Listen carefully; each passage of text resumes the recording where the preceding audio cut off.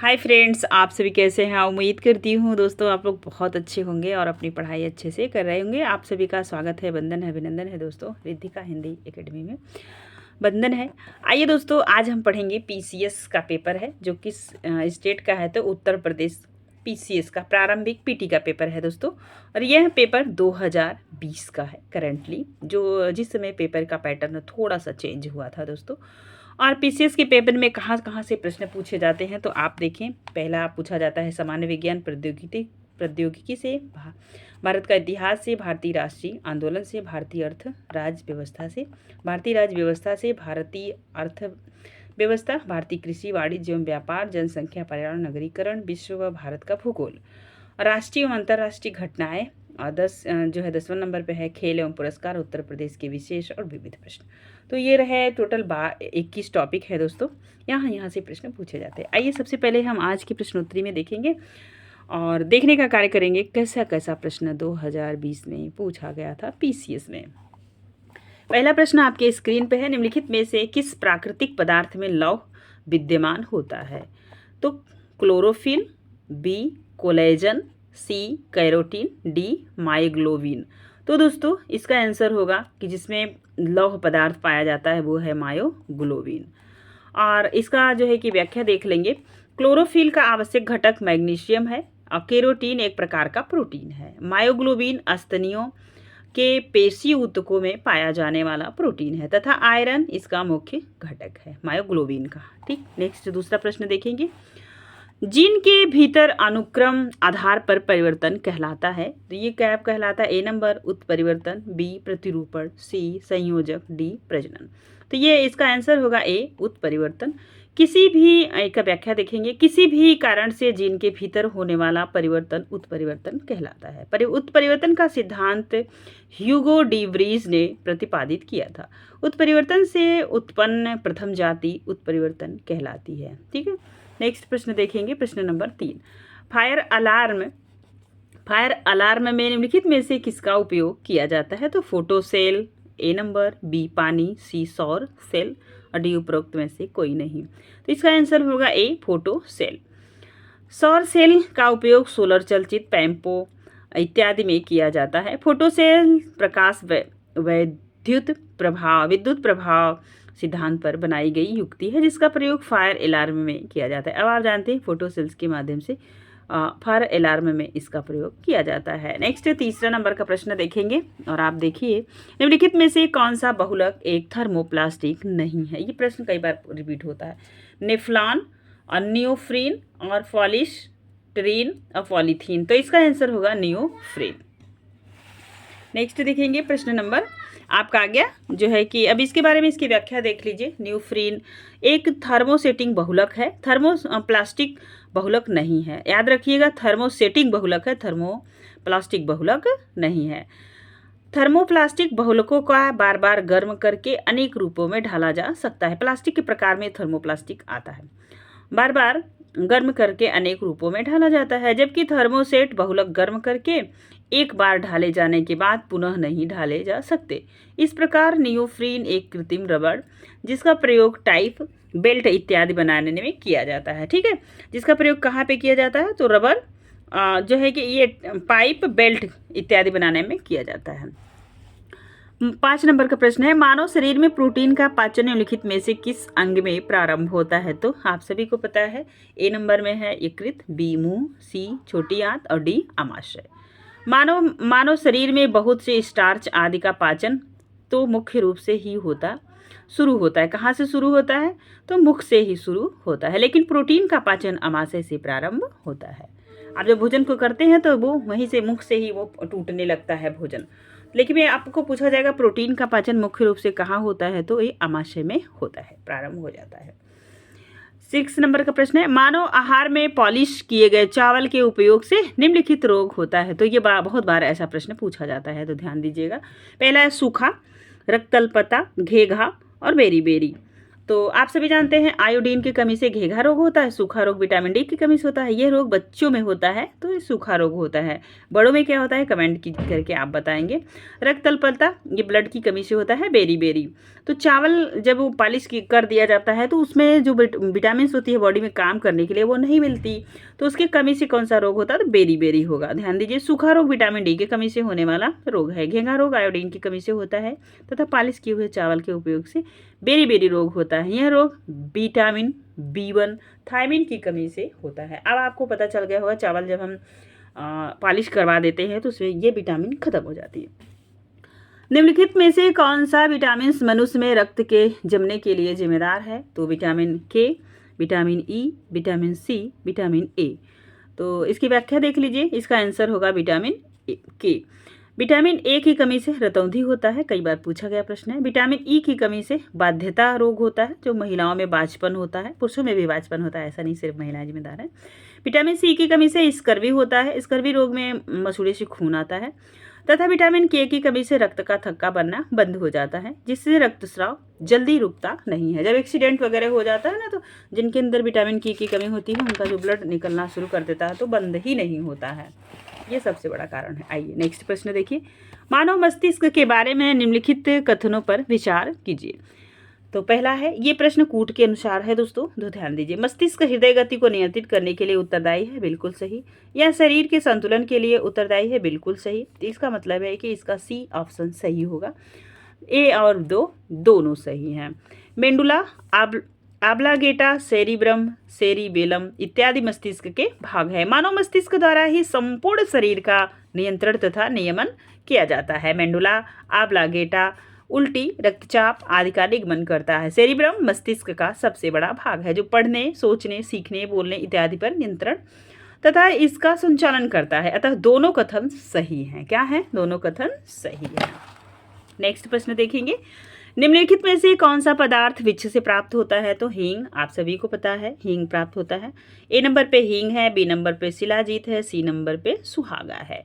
तो हींग पौधे की जड़ से प्राप्त किया जाता है। इस पौधे की जड़ों से निकलने और चिपचिपे स्राव को सुखाकर हींग प्राप्त किया जाता है। शिलाजीत भारत का हिमालय तथा अन्य मध्य एशियाई देशों का उच्च पहाड़ों से प्राप्त किया जाता है। ये शिलाजीत कहाँ से प्राप्त किया जाता है तो भारत के उच्च में जो हिमालय है वहाँ से ये प्राप्त किया जाता है। नेक्स्ट प्रश्न 10 नंबर का प्रश्न आप देखेंगे, प्रश्न को ध्यान दीजिए। ये कूट वाला प्रश्न है, प्रश्न थोड़ा सा बड़ा है दोस्तों, पूरा जो है कि स्क्रीन पे लाने का प्रयास कर रहे हैं। आप ध्यान देंगे तो देख पाएंगे। देखिए लाइट थोड़ा सा झिलमिला रही थी। नीचे दो कथन दिए गए हैं जिनमें से एक को कथन ए, दूसरे को आर कहा गया है। तो इसका आपका कूट में आंसर देना है। सुक्रोज की अपेक्षा प्रतीप शर्करा अधिक मधुर होती है। प्रतीप शर्करा को सुक्रोज के जल अपघटक से प्राप्त किया जाता है। नीचे दिए गए उत्तर दीजिए। कथन में क्या है? ए और आर दोनों सही है। ए आर की सही व्याख्या है, ए और आर दोनों सही है, परंतु आर ए की सही व्याख्या नहीं है, ये होगा सही। नेक्स्ट देखेंगे 11 नंबर का प्रश्न है। 11 नंबर के प्रश्न को आप देखिए। सूची ए से सूची बी को मिलान करना है। सोडियम, तो आप देखेंगे कि ये मिलाने वाला प्रश्न है, बहुत ही इजी प्रश्न होता है। अगर दो भी आपको आया तो आप इस प्रश्न को आसानी से कर जाएंगे। ये सीसा जो होता है, सीसा उष्मा का कुचालक होता है, सुचालक नहीं होता। सीसा में जो है कि बिजली कभी करंट नहीं छोड़ती। तो डी का हो गया तीसरा, क्या हो गया डी का तीसरा। अब हम इसको दोनों को काट देंगे दोस्तों और हमें इस दोनों में देखने हैं। ध्यान दीजिए, देखिए पारा क्या करता है? ये पारा कमरे के ताप का द्रव है। और चांदी क्या है? विद्युत का अच्छा सुचालक है। चांदी में विद्युत बहुत तेजी से प्रवाहित होती है। और डी है सीसा उष्मा का कुचालक होता है, आपने पहले देख लिया। और सोडियम क्या है? चाकू से आसानी से काटा जा सकता है। इसका आंसर क्या हो गया? सी। आगे चलिए। सीसा उष्मा का कुचालक होता है, चांदी विद्युत का सुचालक होता है। पारे एक धातु है जो कमरे के ताप पर द्रव अवस्था में रहती है। सोडियम चाकू से आसानी से काटा जा सकता है। ये प्रश्न कई बार इतना पूछा गया प्रश्न है, ठीक है। नेक्स्ट चलिए। निम्नलिखित में से कौन सा कृत्रिम पदार्थ नहीं है? तो फाइब्राइन और लेक्सान, नियोप्रीन और टेफ्लॉन, ये कौन सा पूछ रहा है कि कृत्रिम पदार्थ नहीं है? तो फाइब्राइन कृत्रिम पदार्थ नहीं है। तो ये कैसा पदार्थ है? ध्यान दीजिए। नियोप्रीन अलेक्सान, टेफ्लॉन ये कृत्रिम बहुलक है, जबकि फाइब्राइन एक प्राकृतिक पदार्थ है जो रेशम रेशों के प्रमुख अवयव हैं। ठीक है, तो ये पाया जाता है जब रेशम पाला जाता है ना शहतूत के पौधे पे, तो वो वहाँ पे पाया जाता है। आगे चलिए, 13 नंबर का प्रश्न है, सूची ए से सूची 2 को मिलाना है और सूची के कूट के माध्यम से प्रश्न का उत्तर देना है। तो नीला थोथा ये कवकनाशी होता है कि क्या होता है, नीला थोथा कवकनाशी होता है। इयोसिन क्या है, ये लाल स्याही है, इयोसिन लाल स्याही है। और नेक्स्ट है सिल्वर आयोडाइड, ये क्या है, ये कृत्रिम वर्षा इससे होती है, सिल्वर से। ठीक है, ये बार बार कई बार ये प्रश्न पूछा गया है। जिंक्स फॉस्फाइड ये कृंतकनाशी होता है। ठीक है, जिंक जो ये इसका डी का चौथा है, तो ये डी का चौथा 2 में है, तो हम देखेंगे। और आपने देखा ये इसका आंसर होगा ए का दूसरा है कवकनाशी, तो ए का दूसरा सब में दिया है, और बी का तीसरा है, तो बी का तीसरा 2 में दिया है, और ए जो है कि सी का पहला होगा, सी का क्या होगा, पहला होगा। ठीक है, सिल्वरडाइन ये कृत्रिम वर्षा करता है। ये प्रश्न बहुत ही घुमावदार था दोस्तों, ये जिसको पता होगा कि जिंक फॉस्फाइड ये कृत्रिम वर्षा करता है, वो ये प्रश्न का सही जवाब दे पाएगा। नेक्स्ट देखेंगे, अब हम पढ़ेंगे भारत का इतिहास। भारत के इतिहास से अभी तो आपने देखा 13 प्रश्न आए थे, जो है कि आपने देखा यहाँ से आए थे ना, ये सामान्य विज्ञान और प्रौद्योगिकी के 13 प्रश्न थे। अब आप देखेंगे भारत का इतिहास, यहाँ से कैसे कैसे प्रश्न बनते हैं। 2020 का यह प्रश्न थे, आप सभी को पता है। निम्नलिखित में से किस वंश के शासकों का पुराणों में श्री पर्वतीय कहा गया है, तो इक्ष्वाकु को। ठीक है, और ये सातवाहनों के पतन के बाद इनके सामंत इक्ष्वाकुवंशीय, जिन्हें आंध्रभृत्य भी कहा जाता था, कि उपाधि श्री पर्वतीय थी। इक्ष्वाकुवंश का संस्थापक शांतमूल को माना जाता है। पुराणों में इस वंश का संस्थापक सूर्य को माना जाता था। जब आप जो है पुराण पढ़ेंगे तब वहाँ पे शास्त्रों की जो पौराणिक किताबें हैं पौराणिक, उसमें क्या माना जाता है, सूर्य को माना जाता है। नेक्स्ट प्रश्न है, मौर्य काल में एग्रोनोमई अधिकारी निम्नलिखित में से किस क्षेत्र से संबंधित थे, तो ए नंबर माप और तौल, बी नंबर प्रशासन प्रबंधन, सी नंबर मार्ग निर्माण, डी नंबर राजस्व प्रबंधन। तो इसका आंसर होगा मार्ग निर्माण। मौर्य काल व्याख्या देखेंगे। मौर्य काल में मार्ग निर्माण तथा इसकी देखरेख के लिए नियुक्त अधिकारी एग्रोनोमाई कहलाता था। राजस्व प्रबंध अधिकारी समाहर्ता कहलाता था। मापतौल की जांच और इस विभाग की देखरेख करने वाला पौतवाध्यक्ष कहलाता था। बाजार पर नियंत्रण रखने वाला अधिकारी पन्याध्यक्ष कहलाता था। नेक्स्ट प्रश्न देखेंगे, प्रश्न नंबर ये हो गया आपका 16 नंबर का प्रश्न है। देखेंगे तो एक कूट दिया हुआ है, पहला कूट सूची 1 सूची 2 से मिलाना है। ठीक है, मत्स्य तो ये पूछ रहा है राज और महाजनपद, जो 16 महाजनपद थे, और राजधानी उनकी राजधानियाँ क्या थी। सूरसेन की राजधानी मथुरा थी, कहाँ पे थी, मथुरा। और कुरु की राजधानी, मत्स्य की राजधानी बीटानगर थी, और कुरु की राजधानी इंद्रप्रस्थ थी, और सूरसेन की राजधानी मथुरा थी। अस्मक की राजधानी पोतन थी। ठीक है, बाकी ये सारी चीज आपकी पढ़ी हुई है। आगे चलते हैं, कूट दिया गया है, कूट को देखें और इसका उत्तर दें। नीचे 17 नंबर का प्रश्न है, नीचे 2 कथन दिए गए हैं, एक कथन का नाम है ए, दूसरे का आर। हमें चोलों के विषय में उनके पूर्ववर्ती राजवंशों की अपेक्षा अधिक जानकारी है। चोलो भी आर है। चोल शासकों ने मंदिरों की दीवारों पर अभिलेख उत्कीर्ण करने का चलन प्रारंभ किया, जिनमें उनकी विजयों के ऐतिहासिक विवरण दिए जाते हैं।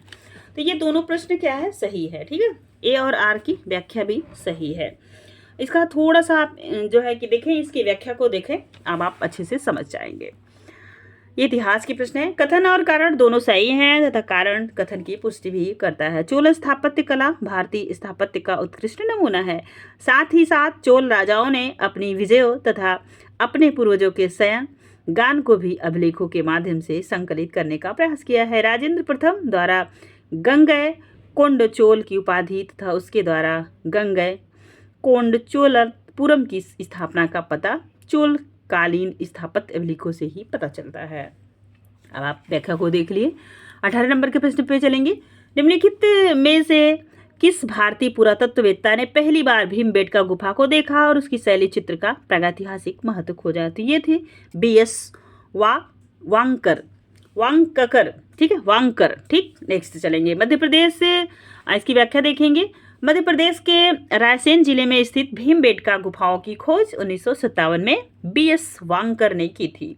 भीमबेटका शब्द महाभारत से जुड़ा माना जाता है तथा ऐसा कहा जाता है कि अज्ञातवास के दौरान ये गुफाएं पांडवों की शरण स्थली रही है। भीमबेटका से भीमबेटका बना है। यह अपने शैलचित्रों के लिए प्रसिद्ध है। तो आप जानते हैं जब अज्ञातवास महाभारत आपने देखा होगा तो उसमें जो है कि अज्ञातवास हुआ था तो वहाँ पे उस समय ये लोग शरण लिए थे वहाँ पांडव लोग। ठीक है, एमपी में पढ़ता है, इतना याद रखिएगा। नेक्स्ट प्रश्न आप चलिए देखिए, प्रश्न नंबर 19 नंबर का प्रश्न है। पिछले वीडियो में दोस्तों हमने 20 नंबर का प्रश्न कर लिया था, फिर वो वीडियो कट गया, इसलिए हम आज इसे दोबारा कर रहे हैं। आप देखेंगे सूची 1 को सूची 2 से सुमेलित करना है। पहला है हड़प्पा पुरास्थल, दूसरा है रंग क्षेत्र और भारत के राज्य। मतलब ये चीज़ कहाँ पे है आपको वो बताना है। चलिए, हुलास कहाँ है? तो ये हुलास है उत्तर प्रदेश में। ठीक, अब बालू कहाँ है? हरियाणा में। मांडा कहाँ है? गुजरात में। पांगड़ी कहाँ है? तो ये पांगड़ी बार बार आपसे पूछा जाने वाला ये प्रश्न है, तो ध्यान दीजिए। तो इसका होगा पांगड़ी जो है इसका है गुजरात, पांगड़ी का गुजरात है। सी है, ठीक है, पांगड़ी का क्या है? गुजरात है, मैंने गलती से बता दिया था।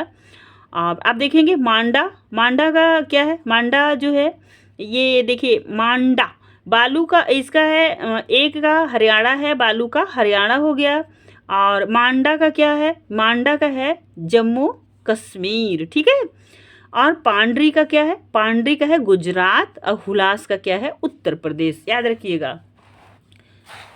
चलिए देखिए, मांडा व्याख्या देख लेते हैं। मांडा हड़प्पा सभ्यता का सर्वाधिक उत्तरी पुरास्थल था, जिसका उत्खनन जेपी जोशी के नेतृत्व में 1976 से 77 में किया गया था। यह चिनाब नदी के दाहिने किनारे पर स्थित है। बालू हरियाणा के कैथल के समीप है। पांडरी गुजरात में है और हुलास खेड़ा लखनऊ में है। उत्तर प्रदेश के लखनऊ में हुलास। 20 नंबर का प्रश्न देखिए, निम्नलिखित में कथनों पर विचार कीजिए तथा नीचे दिए गए कूट के से सही उत्तर चुनिए। मुल्तान के सूर्य मंदिर का उद्देश्य हेनसांग, आबुर जईद, अल मसूदी तथा अल बेरूनी ने किया है। बे है सांबपुर यंत्रोत्सव सूर्य पूजा से संबंधित है। तो ये दोनों बातें क्या है? सही है। मुल्तान के सूर्य मंदिर का उल्लेख हेनसांग, आबू जईद, अल मसूदी तथा अल बेरूनी ने किया था। ये बात बिल्कुल सही है। तो दोनों को देख लीजिए आप, इसकी व्याख्या भी देख लीजिए। सुल्तान के सूर्य मंदिर का उल्लेख अलग अलग कालखंड में आए यात्रियों तथा हेनसांग, आबू सईद, अलमसूदी, अलबरूनी ने किया था। भगवान श्री कृष्ण के पुत्र शाम्ब ने पहली बार शंखदीप, आज का ईरान, से ब्राह्मण बुलाकर पहली बार भारत में सूर्य पूजा का प्रचलन किया। तब से आज तक सांबपुर यत्रोत्सव सूर्य पूजा के रूप में प्रचलित है। ठीक है, अब आप समझ पाएंगे कि ये भगवान श्री कृष्ण ने किया था, फिर ये कैसे कैसे हुआ। नेक्स्ट प्रश्न देखेंगे। 21 नंबर का प्रश्न है, भारत सरकार द्वारा 1919 में ILO के वाशिंगटन सम्मेलन में मजदूरों का प्रतिनिधित्व के रूप में निम्नलिखित में से किसे भेजा गया था? तो BP वार्डिंग ए नंबर, बी नंबर है NM जोशी और CF एंडूज जोसेफ वेब ट्रिस्ट। तो इसका आंसर क्या होगा? NM जोशी। ठीक है, चलिए इसकी व्याख्या को आप देख लीजिए। प्रथम विश्व युद्ध की लगभग समाप्ति के समय 1919 में OL मतलब इंटरनेशनल लेबर ऑर्गेनाइजेशन अस्तित्व में आया। इसका पहला अंतर्राष्ट्रीय श्रम सम्मेलन वाशिंगटन में संपन्न हुआ था, जिसमें भारतीय मजदूर प्रतिनिधित्व के रूप में NN जोशी शामिल हुए थे। यह आपका प्रश्न पूछा गया है। अब 22 नंबर का प्रश्न है, आप देखें। 22 नंबर का प्रश्न है, सूची A और सूची 2 से सुमेलित कीजिए तथा सुमेलित नीचे दिए गए कूटों से सही उत्तर चुनिए। सिंधु घाटी सभ्यता, तो यहाँ पे क्या करना है आपको? यहाँ पे बताना है कौन कहाँ से लगा हुआ है। तो आप देखेंगे कि यहाँ पे देखेंगे सिंधु घाटी सभ्यता क्या है? ये नगरी सभ्यता थी। ठीक है, एक का मान लीजिए चौथा है। और बी को देखेंगे तो बी में देखेंगे तो उत्तर वैदिक समाज का है? कृषक है, क्योंकि इस समय खेती होती तेजी से थी। 3 नंबर। और ऋग्वैदिक समाज का क्या है? चारागाह। इस समय क्या है कि चारागाह हो रहा था। 1 नंबर। मध्यकाल मध्यकाल में क्या था, जमींदारी थी, राजा शासन करता था और जो है किसानों से पैसे वो लेता, अनाज लेता था और उनकी जो है कि भत्ते लेता था। ये सारी चीज़ें चल रही थी। ठीक है, इसका आंसर होगा डी नंबर। अब आप व्याख्या देख लीजिए। सिंधु घाटी सभ्यता विश्व की प्राचीन नगरीय सभ्यताओं में से एक है। उत्तर वैदिक समाज कृषक का था। पूर्व वैदिक ऋग्वैदिक समाज पशुपालन और चारागाह से संबंधित था, जबकि मध्यकालीन भारतीय समाज जमींदारी से जुड़ा हुआ था। ठीक है, आप देखिए नेक्स्ट प्रश्न, 23 नंबर का प्रश्न है, निम्नलिखित ग्रंथों पर विचार कीजिए और उनके कला अनुक्रम व्यवस्थित कीजिए। तो ये रहा इतिहास के किताबें और हमें क्या करना है, व्यवस्थित करना है। सबसे पहले आएगा किताब उल हिंदी, 3 नंबर पहले आएगा, तो दो में ये दोनों कट जाएंगे, ये और ये दोनों कट जाएगा आपका। आप 3 नंबर में आप देखेंगे। इसके बाद क्या आएगा, इसके बाद आएगा 2 नंबर पृथ्वीराज रासो, हिंदी साहित्य की ये बहुत पुरानी पुस्तक है। तो सबसे पहले कौन सा आया, सबसे पहले 3 नंबर आया किताब उल हिंद, उसके बाद पृथ्वीराज रासो, 3-2 ये हो गया आपका आंसर डी नंबर। अब देखिए इन किताबों के बारे में आप थोड़ा सा इनका व्याख्या देख लीजिए। किताबुल हिंद की रचना अलबरूनी ने की थी। ये क्या था, अलबरूनी किसके साथ आया था भारत, आप कमेंट के माध्यम से बताएंगे। चंद की रचना पृथ्वीराज रासो ने की थी। तबकाते नसीरी की रचना हिंद हाउस सिराज ने की थी। फतवा ए जहादारी के लिए रचनाकार हैं सियाउद्दीन बरनी। अतः इनका सही कालक्रम किताबुल हिंद, पृथ्वीराज रासो, तबकाते नासिरी तथा फतवा ए जहादारी। फतवा ए जहादारी सबसे लास्ट में रहेगी, मतलब ए नंबर एकदम लास्ट में रहेगा। आप देखेंगे 24 नंबर का प्रश्न दोस्तों, 1687 में जब औरंगजेब ने गोलकुंडा किले पर अधिकार किया, उस समय गोलकुंडा का शासक कौन था। कई बार पूछा है, उस समय गोलकुंडा का शासक तो कौन था, अबुल हसन कुतुब शाह था। आंसर जो है कि ऑप्शन दिया है Abul Hasan Qutub Shah, A number, B number Sikandar Adil Shah, C Ali Adil Shah, second Shaista Khan, D. आप देखेंगे 1986 ईस्वी में औरंगजेब ने जब गोलकुंडा किले पर अधिकार किया, उस समय गोलकुंडा का शासक अबुल हसन कुतुब शाह था। ऐसा माना जाता है कि औरंगजेब को गोलकुंडा जीतने में बहुत ही ज़्यादा धन और खर्च करना पड़ा था। अब देखेंगे नेक्स्ट का 25 नंबर का प्रश्न, निम्नलिखित कथनों में से कौन सी सही है। तो अकबर ने लड़कों और लड़कियों के विवाह की आयु निर्धारित करने का प्रयास किया। अकबर ने लड़कियों को अभिभावकों के दबाव से अलग स्वयं की इच्छा से विवाह करने की स्वतंत्रता दी। तो ये दोनों बातें क्या है, ये पूछ रहा है, सही उत्तर चुनिए। तो ये दोनों क्या है, सी नंबर इसका सही है। आप देख लीजिए, ये प्रश्न आपके लिए नया हो सकता है।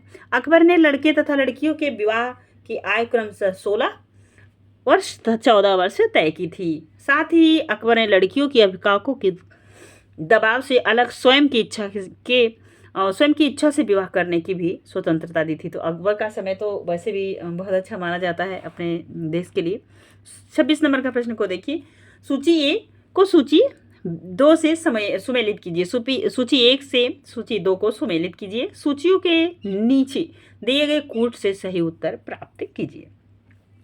अब ये पूछ रहा है अधिकारी हैं और ये विहित कर्तव्य है। उस समय जब ये पद हुआ करते थे तो उनके कार्य क्या क्या थे, यही आपसे पूछ रहा है। ठीक है, आप देखिए, दीवाने जो है कि तन, इसका जो था ये जो है पद क्या था, कर्तव्य क्या था, जागीर व वेतन को देना। ये इसका क्या था, 3 नंबर था, ए का तीसरा। और मुस्तारफी का क्या था, तो मुस्तारफी का आप देखेंगे मुस्तारफी का था जो है कि ये था राज्य की आय व्यय का निरीक्षण करना। देख रहे हैं, काम से ही आप ऐसे समझ पाएंगे। 4 नंबर, तो 3-4 हो गया। इसमें है बी, इसका आंसर क्या होगा, बी। और सी को देख लेंगे, मुशरिफ किसे कहते थे, तो कार्यालय की संभालने के लिए। बाद में भी इस पद को काफ़ी दिनों तक चर्चा में रहा, तो अब सुना है ये शब्द होगा मुशरिफ। और वाक्यान 20 जो है ये क्या था, प्रमुख घटनाओं व फरमानों को सूचीबद्ध करना, मतलब इसे इकट्ठा करना एक तरीके से। अब चलिए देखते हैं हम आगे 27 नंबर का प्रश्न। इसको आप एक बार व्याख्या देख लीजिए। मुस्ताफी राज्य की आय व्यय का निरीक्षण करता था। मुशरिफ कार्यालय की देखभाल करता था। वाकियान 20 प्रमुख घटनाओं व फरमानों का सूचीबद्ध करता था। तथा दीवान ए तन जागीर जागीर व वेतन की देखरेख करता था। नेक्स्ट देखेंगे, निम्नलिखित में से कौन सा सही सुमेलित नहीं है। 27 नंबर का प्रश्न है, तो देखेंगे तो ये सही सुमेलित नहीं है। तो ये क्या थे, तो यहाँ पे है ए नंबर शेख मुहिउद्दीन चिश्ती अजमेर, शेख बुरहानुद्दीन गरीब दौलताबाद, शेख मोहम्मद हुसैन गुलबर्ग। तो यहाँ पे मतलब उनका कार्यस्थल ये आपसे पूछा जा रहा है। शेख मुइनुद्दीन चिश्ती की दरगाह अजमेर में है। तो कहाँ पे है, चिश्ती की दरगाह अजमेर में। तो इसका क्या सही होगा, मुल्तान न होके अजमेर होगा, ठीक है। और शेख बुरहानुद्दीन गरीब की दरगाह दौलताबाद में है, हमने बता दिया। शेख मोहम्मद हुसैनी का दरबार गुलबर्गा में है। शेख निजामुद्दीन औलिया की दरगाह दिल्ली में है, ठीक है, औलिया। 28 नंबर के प्रश्न को देखिए, निम्नलिखित में से किस मुगल कालीन नहर का निर्माण फिरोज शाह रजबवाह को पुनर्जीवित करके किया था। तो ये तो आप सबको पता है, साहब नजर। मुगल कालीन साहब नजर का निर्माण फिरोज शाह की रजबवाह को पुनर्जीवित करके किया गया। अकबर कालीन दिल्ली के गवर्नर शहाबुद्दीन ने इस नगर का निर्माण और मरम्मत करवाया तथा इसका नाम साहब नगर रखा। 29 नंबर का प्रश्न है आपकी स्क्रीन पे, निम्नलिखित में से कौन किताब ए नौरस नामक पुस्तक का लेखक था। तो ये था इब्राहिम आदिल शाह द्वितीय, ठीक है। और इसके बारे में थोड़ा सा देख लीजिए, किताब ए नौसर पुस्तक का लेखक इब्राहिम आदिल शाह द्वितीय था। यह पुस्तक दक्षिणी उर्दू, जिसे दक्षिणी कहा जाता है, में लिखी गई है। अब देखेंगे 29 नंबर के प्रश्न को। 29 नंबर के प्रश्न से शुरू होता है भारतीय राष्ट्रीय आंदोलन। कौन सा हो रहा है, भारतीय राष्ट्रीय आंदोलन। हर टॉपिक से इसमें जो प्रश्न पूछे गए हैं, देखिए प्रश्न है, एक्सला सप्लय 1748 की संधि के संदर्भ में निम्नलिखित कथनों में से कौन सा सही है। तो प्रथम कर्नाटक युद्ध की समाप्ति, अंग्रेजों का मद्रास पुनः प्राप्त हुआ। तो इसका दोनों बातें सही है। ऑस्ट्रिया का उत्तराधिकार युद्ध एक्स-ला सापेल की संधि के साथ 1748 में समाप्त हुआ। इस युद्ध की समाप्ति के साथ ही भारत में प्रथम कर्नाटक युद्ध समाप्त हो गया तथा अंग्रेजों को मद्रास पुनः मिल गया। नेक्स्ट प्रश्न है, सूची ए से सूची 2 को मिलाइए। सूची 1 सूची 2 से सुमेलित कीजिए तथा सूचियों के नीचे दिए गए कूट के उत्तर का चुनाव कीजिए। भारतीय शास्त्र अधिनियम कब लागू हुआ। तो ये सबको पता है, भारतीय शास्त्रीय अधिनियम 1878 ईस्वी को लागू हुआ, ठीक है। 1878 ईस्वी को लागू हुआ, मतलब ये एक का दूसरा। नेक्स्ट चलिए, शाही पद अधिनियम कब लगा, 1976, मतलब इसका पहला। और भारतीय उच्च न्यायालय अधिनियम कब लगा। तो भारतीय उच्च न्यायालय अधिनियम 1961 में लगा, मतलब कि इसका चौथा। भारतीय विवाह विच्छेद अधिनियम, ये तो सबको पता है, 1969, ठीक है, 3 नंबर। तो इसका आंसर हो जाएगा डी। क्या हो जाएगा, डी, ठीक। देख लीजिए, भारतीय शास्त्र अधिनियम 1978, शाही पद अधिनियम 1976, भारतीय उच्च न्यायालय अधिनियम 1961, भारतीय विवाह विच्छेद अधिनियम 1969, ठीक है। ये रहा आपका 1969। सिक्किम का एक मिनट, ये भी प्रश्न देखिए 32 नंबर का, सिक्किम का भारत में विलय किसने किया। तो Lord Hastings, Lord William Bentinck, Lord Dalhousie, Lord Auckland. तो किसने किया था, लॉर्ड डलहौजी ने, ठीक है। डलहौजी ने सिक्किम पर नियंत्रण 2 अंग्रेज डॉक्टरों पर किए गए दुर्व्यवहार के आधार पर 1850 ईस्वी में किया। पंजाब का ब्रिटिश साम्राज्य में विलय 1849 डलहौजी ने। देखिए 33 नंबर के प्रश्न को देखेंगे,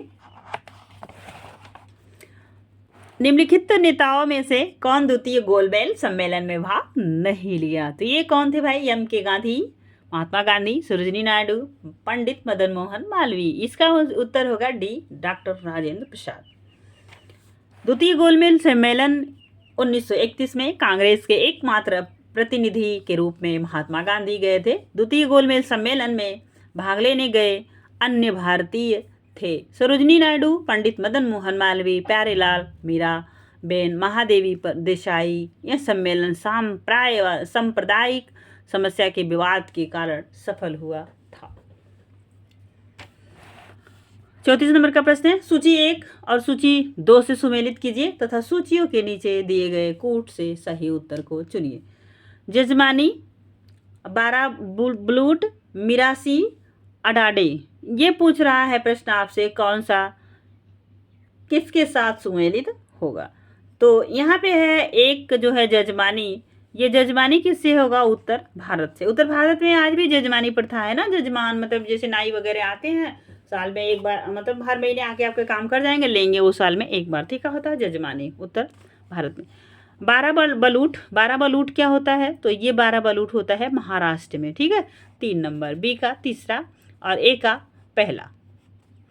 और मिरासी, मिरासी क्या है? तो ये मिरासी जो है ये आप एक तरीके से समझे ये तमिलनाडु का त्यौहार है। अडाडे, अडाडे का किसका है? तो ये अडाडे जो है ये कर्नाटक का है, ठीक है। तो इसका आंसर हो जाएगा डी नंबर।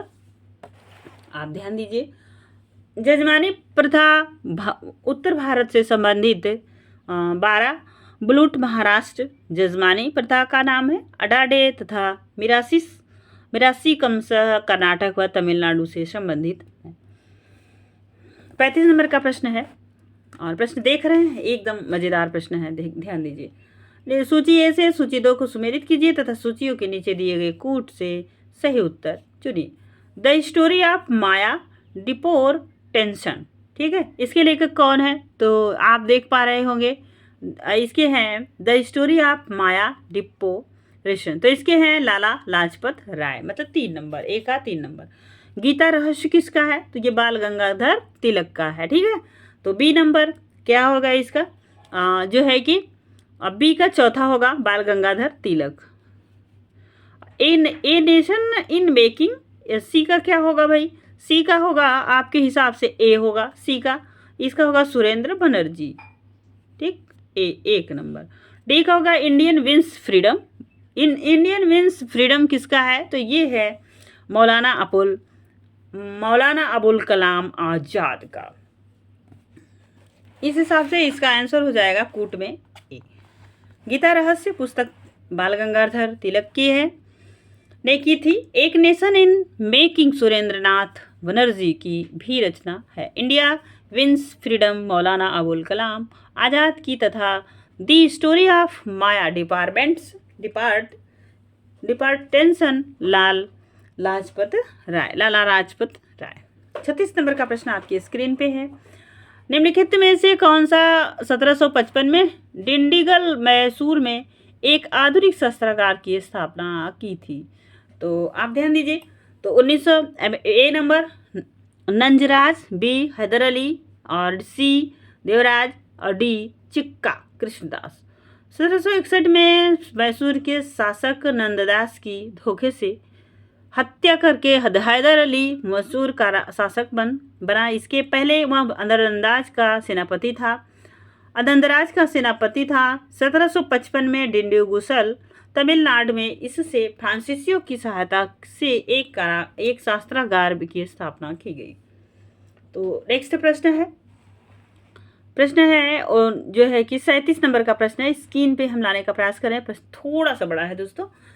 2 कथन है, एक ए और दूसरा आर। ब्रिटिश सरकार ने भारत को अलग अलग भागों में भू राजस्व की अलग अलग व्यवस्था लागू की है। इसमें भारतीय किसानों में अलग अलग वर्ष बने हैं। तो क्या हुए हैं? अलग अलग वर्ष बने हुए हैं।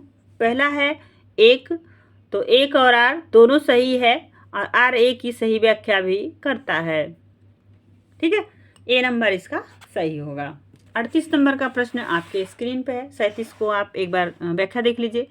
ब्रिटिश सरकार ने भारत के अलग अलग भागों में भू राजस्व की अलग अलग व्यवस्था लागू की थी, जैसे स्थायी बंदोबस्त बंगाल, बिहार, उड़ीसा तथा अन्य के वाराणसी के कुछ भागों में लागू थी। रैयतवाड़ी व्यवस्था के अंतर्गत मद्रास, असम, कर्नाटक, मुंबई के कुछ हिस्से उत्तर प्रदेश में लागू थे। सही व्याख्या करता है। तो अब नेक्स्ट देखेंगे। अब अगला जो प्रश्न आ रहा है 38 नंबर से, भारतीय राज्य व्यवस्था। तो इकोनॉमिक का यह प्रश्न है दोस्तों, ध्यान दीजिए। संविधान के किस भाग में पंचायती राज व्यवस्था संबंधित प्रावधान किए गए हैं? तो ये है भाग नंबर, बताइए कौन सा है? तो ये है 6। ठीक है, संविधान के भाग 9 में पंचायती राज व्यवस्था संबंधित प्रावधान किए गए हैं। यह प्रावधान 73वें संविधान संशोधन 1982 में भारतीय संविधान पर भारत नाव के रूप में जोड़ा गया, जो सत्ता के विकेंद्रीकरण के सिद्धांत का अनुसरण करता है। इस व्यवस्था में त्रिस्तरीय पंचायतों के गठन का प्रावधान है। नेक्स्ट प्रश्न आप देखेंगे, भारतीय संघात्मक व्यवस्था में तृतीय जल तल कब जोड़ा गया? तो ये जोड़ा गया है कब भाई, बताइए आप लोग? ये जोड़ा गया 1992 में। ठीक है, भारतीय संघात्मक व्यवस्था में तृतीय तल 1992 के पास जो है कि भाग से यहाँ तक जोड़ा गया है। ठीक है, 1x से और 1x - a में जोड़ा गया है। 40 नंबर का प्रश्न आप देखें, निम्नलिखित में से कौन सा संविधान के अनुच्छेद 3 के तहत संसद के एक कानून द्वारा संभव नहीं है? तो नए राज्यों का गठन, राज्यों के क्षेत्र में परिवर्तन, राज्यों की सीमाओं में परिवर्तन, नए राज्यों की प्रवेश।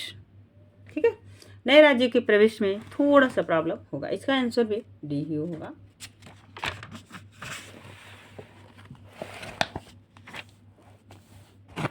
इकोनॉमिक के ही ये प्रश्न है दोस्तों, ध्यान दीजिए।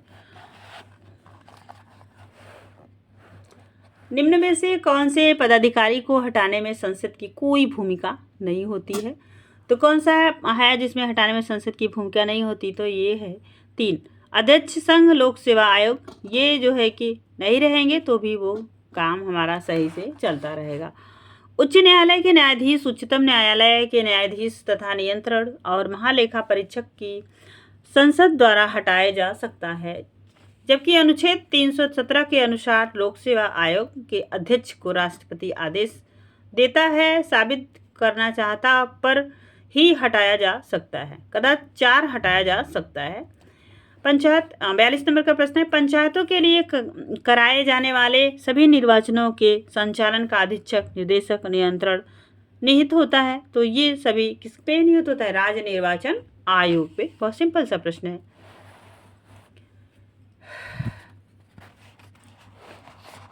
देखिए, निम्नलिखित युग्मों में से कौन सा एक सुमेलित नहीं है? तो सुमेलित कौन सा नहीं है उसको बताना है। 44 नंबर का प्रश्न है, अंतर्राज्य परिषद, ये अनुच्छेद 363, वित्त आयोग अनुच्छेद 280 और प्रशासनिक न्यायाधिकरण।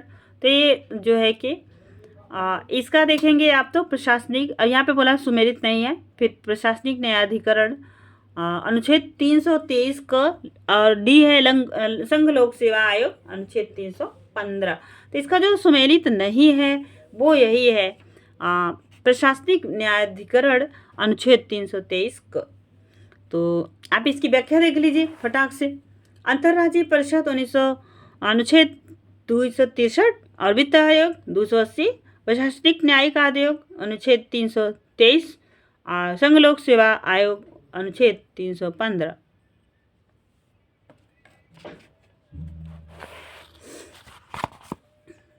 नेक्स्ट प्रश्न है आपके स्क्रीन पे 44 नंबर का प्रश्न है, भारतीय संविधान का कौन सा अनुच्छेद केंद्रीय सतर्कता आयोग का वर्णन करता है? तो कौन सा आयोग है? इनमें से कोई नहीं।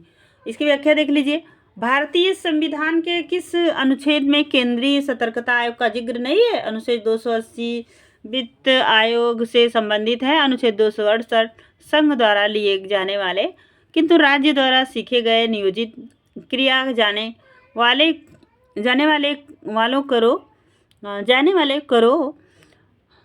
करों के बारे में है। किसके बारे में है? कर जो ऋण होता है उसके बारे में है। राष्ट्रीय महिला आयोग के निम्नलिखित अध्यक्षों पर विचार कीजिए, जयंत पटनायक, ममता शर्मा, डॉक्टर गिरिराज व्यास, डॉक्टर पूर्णिमा आडवाणी। तो इनमें से कौन सा नहीं होना चाहिए था? तो ये क्या नहीं है? तो आप ध्यान दीजिएंगे, इनकी युक्ति का संदेह कलानुकमान नीचे दिए गए हैं। तो पहला तो सही है, दूसरा, तीसरा आप देख पा रहे होंगे, चौथे स्थान पे डॉक्टर पूर्णिमा अडवाणी हैं 2002, और इसके पहले हैं डॉक्टर गिरिजा 2002। भारतीय संविधान के अनुच्छेद 371 अ के अंतर्गत देश के किस क्षेत्र को विशेष स्थिति प्रदान की गई है? तो इसको प्रदान की हैदराबाद और कर्नाटका के बीच में। कैसी स्थिति प्रदान की गई है? तो ध्यान दीजिए, 98वें संविधान संशोधन 2012 के अनुच्छेद द्वारा भारतीय सार्वजनिक कर्नाटक के राज्यपाल को हैदराबाद कर्नाटक के विकास हेतु अधिकार प्रदान करते हैं। ये प्रश्न है 47 नंबर का। निम्नलिखित में से कौन सा एक सही सुमेलित नहीं है? तो मूल कर्तव्य, तो मूल कर्तव्य आप सबको पता है कि भाग 5 में है। और राज्य क्या है? भाग 6 में। भारत का महान्यायवादी 8 में। संघ और राज्य के अधीन, तो ये हो गए आपके 8, जो है कि ये हो जाएगा 9 में।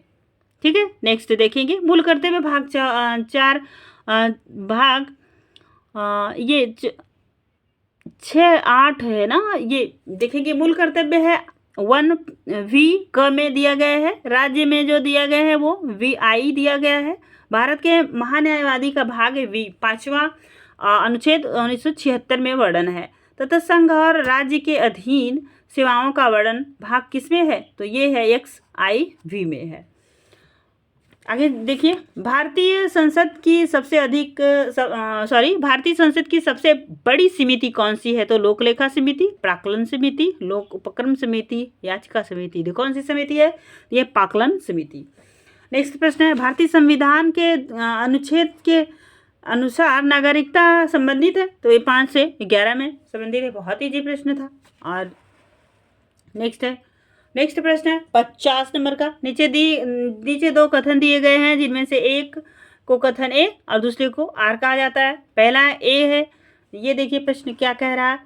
ए और पहला है, आप देखेंगे भारतीय राजनीतिक व्यवस्था की प्रकृति में निरंतर एवं परिवर्तन के तत्व मूर्त रूप में पाए जाते हैं। भारतीय राजधानी व्यवस्था में निम्न राजनीतिक कार्यशैलियों जैसे आधुनिक शैली, परंपरागत शैली तथा संत शैली के तत्व समाहित हैं। तो इसका कौन सा आंसर सही होगा? तो इसका होगा ए नंबर सही होगा। ए और आर दोनों सही है, आर ए की सही व्याख्या भी कर रहा है। नेक्स्ट प्रश्न देखेंगे, 52 नंबर का प्रश्न है। 51 नंबर का प्रश्न है, राज्यों में मुख्यमंत्री सहित मंत्रिपरिषद में मंत्रियों की न्यूनतम संख्या क्या हो सकती है? तो आप सभी जानते हैं 12 हो सकती है। कितनी हो सकती है? 12। 164 एक जो है कि कहता है कि किसी राज्य की विधान परिषद में मुख्यमंत्री सहित मंत्रियों की कुल संख्या उस राज्य के विधानसभा सदस्यों के 15% अनधिक होगी। साथ ही किसी भी राज्य में मुख्यमंत्री सहित मंत्रियों की संख्या 12 से कम नहीं होगी। दिल्ली अपवाद है इसका। भारत के सर्वोच्च न्यायालय ने संविधान के आधारभूत ढांचे के सिद्धांत को स्पष्ट किया है। तो केशवानंद भारती 1973 में क्या किया है? इसको स्पष्ट कर दिया है। केशवानंद भारती 1973 के मामले में माननीय सर्वोच्च न्यायालय ने प्रस्ताव उद्देशिका को संबंधित की मौलिक संरचना का उद्देश्य माना जाता है। तो नेक्स्ट प्रश्न है,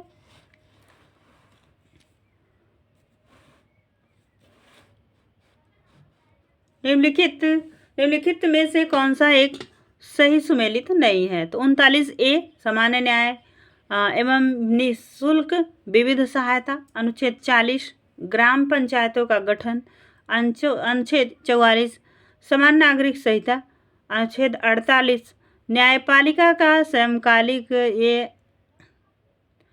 न्यायपालिका का कार्यपालिक से पृथक्करण है। तो इसका आंसर क्या होगा? डी। ठीक है,